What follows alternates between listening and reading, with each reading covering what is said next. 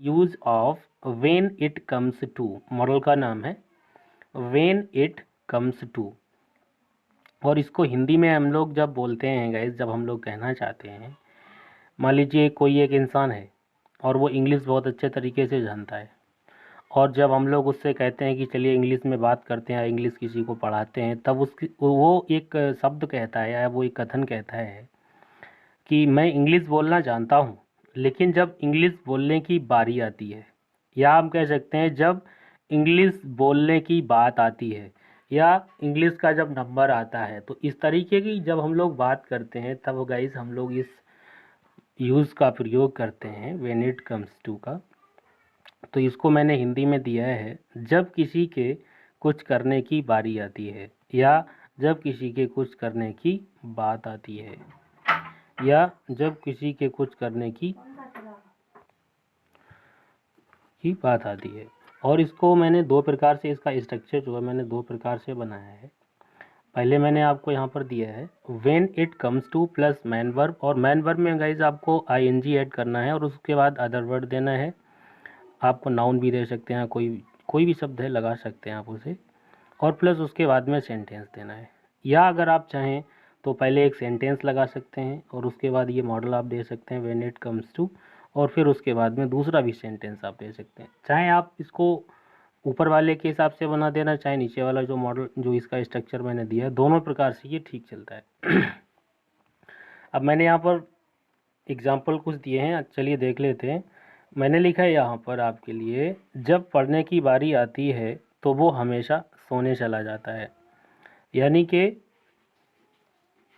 जब पढ़ने की बारी आती है, वही जो अभी मैंने आपको बताया था कि जब कुछ करने की बारी आती है या जब कुछ करने का नंबर आता है, तो यहाँ जो दिया है आपका, जब पढ़ने की बारी आती है तो वो हमेशा सोने चला जाता है।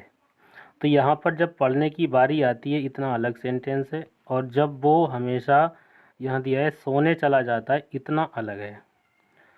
तो यहाँ आप पहले इधर से बना सकते हैं, या चाहें तो आप पहले ये लगा सकते हैं।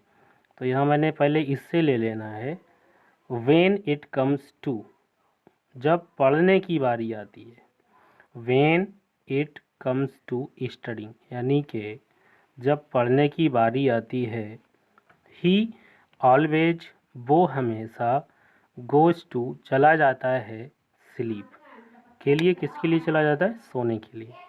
तो जब पढ़ने की बारी आती है तो वो हमेशा सोने चला जाता है।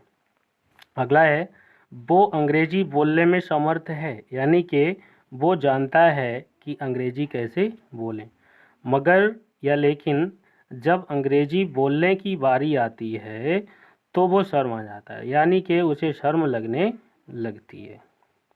तो यहाँ देखिए एक सेंटेंस पहले दिया है, फिर बीच में दिया है कि उसकी बारी आती, किसी काम को करने की बारी आती है, और उसके बाद एक सेंटेंस आपको फिर दिया गया है।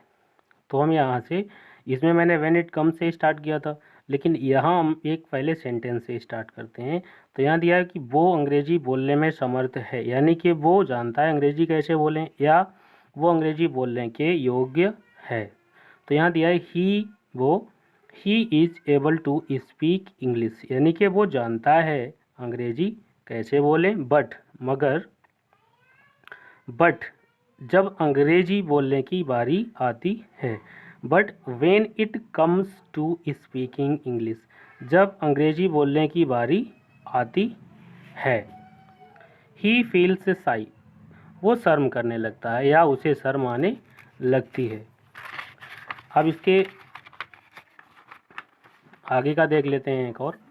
अब यहाँ अगला सेंटेंस जो आपका दिया गया है, जब संगीत की बात आती है, यानी कि जब गीत गाने की बात आती है तो कोई मना नहीं कर सकता, तब हम लोग नहीं कह सकते हैं। तो यहाँ दिया है, जब संगीत की बात आती है, यानी कि जब बात आती है गीत गाने की तो कोई मना नहीं कर सकता है। तो हम में से कोई ये नहीं कह सकता है कि वो एक महान गायिका है। मान लीजिए अलका याग्निक के बारे में बात करते हैं, कोई भी गायक हो सकता है यहाँ पर। तो यहाँ हमने लिया है कि यहाँ बनाया पहले हमने सब सेंटेंस से, और यहाँ पहले व्हेन इट से है, और ऊपर वाला जो है वो भी पहले व्हेन इट से है। तो यहाँ दिया है कि when it comes to music, जब बात आती है संगीत की, या जब बात संगीत की करें तो नोबडी माने कोई भी, कैन माने सकता है, डिनाई माने मना नहीं कर सकता, कोई मना नहीं कर सकता, दैट की सी इज अ ग्रेट सिंगर, कि वो महान गायिका है। तो इंग्लिश में इसका उपयोग बहुत सरल है और इसकी मदद से आप ढेर सारे सेंटेंस बोल सकते हैं, हज़ारों सेंटेंस बोल सकते हैं, और इंग्लिश स्पोकन में भी आपका बहुत ज़्यादा मदद आपकी होगी इस सेंटेंस से। तो आज का टॉपिक यहीं समाप्त करते हैं, और इसमें मैंने आपके लिए एक एग्जांपल भी दिया है, इसको आप अपनी तरफ से बनाएं और इसके जैसे ढेर सारे सेंटेंस बनाएं, तो इससे आपका बहुत अच्छा एक्सपीरियंस हो जाएगा और आपके बोलचाल में ये आपको सरल लगने लगेगा।